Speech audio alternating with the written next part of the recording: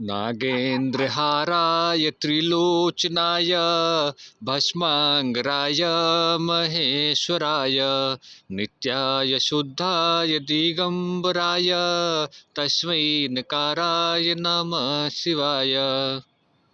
नमस्कार साथियों, सुप्रभात। आपका दिन शुभ हो, मंगलमय हो। इन्हीं सब शुभकामनाओं के साथ मैं एक बार फिर आप सभी के सम्मुख उपस्थित हुआ हूँ। साथियों, भगवान भोलेनाथ की, माता पार्वती की कृपा आप सभी के ऊपर बनी रहे, यही मेरी कामना है। साथियों, मैं आज चर्चा कर रहा हूँ पर्यावरण की स्वच्छता और उसकी सुरक्षा पर। साथियों, पर्यावरण ऐसी चीज़ है जिसे हम लोग अपने आम बोलचाल की भाषा में जलवायु भी कहते हैं। साथियों, आपने देखा होगा हमारे यहाँ की जो जलवायु है, वहाँ पे गन्ना, धान, गेहूँ ये फसलें होती हैं। कहीं की दूसरी जलवायु है जैसे बंगाल की तरफ, वहाँ केवल धान की ही फसल होती है। कोई और जलवायु है जैसे राजस्थान की, वहाँ पे आपको चना, मटर और सरसों, मूंगफली अधिक मात्रा में उपजती है। ये हो गई साथियों जलवायु की बात। आपने देखा होगा जो समुद्र के किनारे के राज्य हैं, वहाँ से हम लोग नारियल और मसाले, इलायची प्राप्त करते हैं। देश का, धरती का कोई ऐसा कोना नहीं है जहाँ की मिट्टी कुछ न कुछ हमें ना देती हो। ज़रूरत है हमें उस मिट्टी की पहचान करके उस मिट्टी से अपने युक्त जिस फसल को वो मिट्टी देने लायक है उस फसल को उगाने की। धरती हमारी माँ है साथियों। इससे हम जो कुछ भी चाहें प्राप्त कर सकते हैं। ज़रूरत है उसकी पहचान करके, उसकी स्वच्छता और उसकी गुणवत्ता को परख के हमें अपनी फसल उगाने की।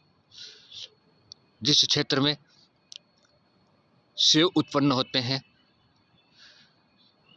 उस क्षेत्र में आप चाहें गेहूँ धान पैदा करना तो नहीं हो पाएगा साथियों, क्योंकि मैंने बात की जलवायु की। हर जगह की जलवायु अलग अलग है, हर जगह का मौसम अलग अलग है, वहाँ की मिट्टी अलग अलग है। हमें उनका संरक्षण करना है, हमें उसका दोहन नहीं करना है। साथियों, आजकल आप लोगों ने देखा होगा बहुत सारे प्रकार के जंगलों को लोग काट रहे हैं। ये काटने वाले कौन है? कोई गरीब नहीं है साथियों, ये बड़े बड़े बिल्डर लोग हैं, अरबपति लोग हैं और सरकार से मिले जुले लोग हैं। औने पौने दाम में ज़मीनों को सरकार से खरीद लेंगे, फिर वो वहाँ पे रियल एस्टेट का कारोबार लगाएंगे और फिर वही ज़मीन दूसरों को बेच करके मोटा पैसा कमाएंगे और टीवी पे आकर के बड़े बड़े भाषण देंगे। यही इनका दिनचर्या है साथियों। मैं किसी अरबपति या किसी बड़े बिजनेसमैन की बुराई नहीं कर रहा साथियों, लेकिन हमारा गुजारा जब थोड़े में हो सकता है तो हमें किसी को नुकसान पहुंचा करके वो सुख सुविधा क्यों लेनी। जिस जंगल की हम लोग कटाई कर रहे हैं, उस जंगल में जो जानवर रहते हैं उनके लिए हमने क्या किया? वो जानवर जाएंगे कहाँ? उनको ठंड लगेगी, उनको भूख लगेगी, उनको रात में अगर कहीं एकांत विश्राम चाहिए तो वो कहाँ जाएंगे? गांव में हम उनको रहने नहीं देंगे, जंगल उनके लिए छोड़ेंगे नहीं, वो जाएंगे कहाँ? जल में साथियों बहुत सारे प्रकार के जीव रहते हैं। हम अपने फैक्ट्रियों का पानी, अपने घरों का गंदा पानी जब जल में छोड़ते हैं तो क्या वो जल उन जीवों के रहने के लिए लायक बचेगा? नहीं। साथियों, आजकल एक न्यूज आया था, उड़ते उड़ते खबर आई थी, जबकि हकीकत भी है। अरावली पर्वत को कुछ बिल्डर ने तोड़ भी चुके हैं और कुछ और तोड़ने के लिए काम चालू करने वाले थे, लेकिन हमारे सुप्रीम कोर्ट ने उस पर अभी रोक लगाई है। साथियों, इसकी क्या ज़रूरत है? अरावली पर्वत आज की नहीं है, बहुत पुरानी है और उस पर किसी का अधिकार भी नहीं है। अधिकार है हमारे देश का, किसी व्यक्तिगत, किसी विशेष व्यक्ति का नहीं है। वो हमारे देश की संपत्ति है और हमारे देश की संपत्ति किसी बिल्डर के द्वारा, किसी राजनीतिक संगठन के द्वारा तोड़ करके उसको घर बनाया जाए, फैक्ट्रियां बनाई जाए, उससे गरीबों का क्या फ़ायदा है? आम जनता को क्या फ़ायदा है? कुछ भी नहीं साथियों। फ़ायदा होगा मोटे मोटे बिल्डरों को और मोटे मोटे रसूखदार जो धनवान व्यक्ति हैं उनको। बात वो लोग करेंगे साथियों बड़ी बड़ी, लेकिन कर्म इतना छोटा करेंगे कि उसकी कोई सीमा नहीं है।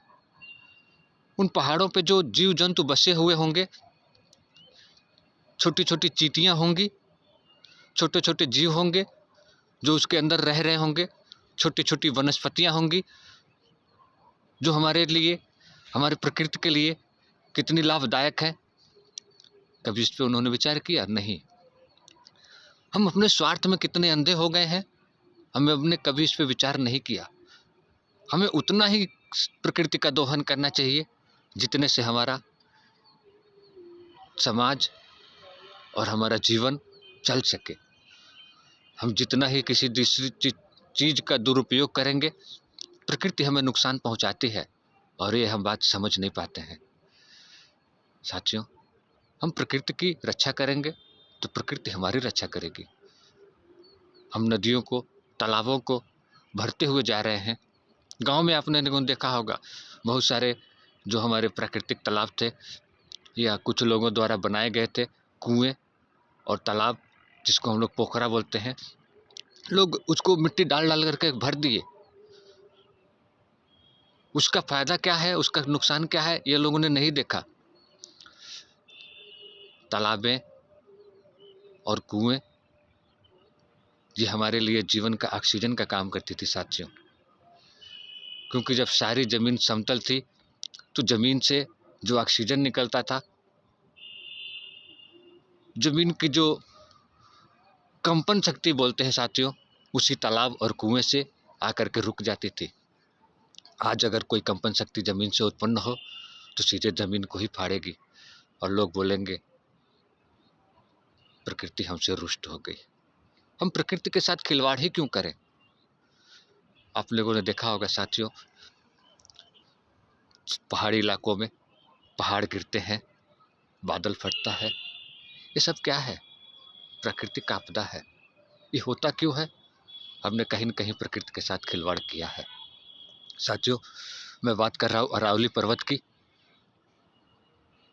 अरावली पर्वत को या किसी भी पर्वत को जो भी देश में है, उनकी एक निगरानी कमेटी बनानी पड़ेगी और हमें उन सबों को बचाने का, उनको नुकसान ना हो ऐसा कोई एक संगठन बनाना पड़ेगा और समिति, कार्य समिति बनानी पड़ेगी जिससे उसको कोई नुकसान ना हो। वो हमारी राष्ट्र की धरोहर है। उनमें जो वनस्पतियां हैं, उनमें जो जीव हैं, वो किसी न किसी रूप में प्रकृति के काम आ रही हैं। वो प्रकृति के काम आनी चाहिए।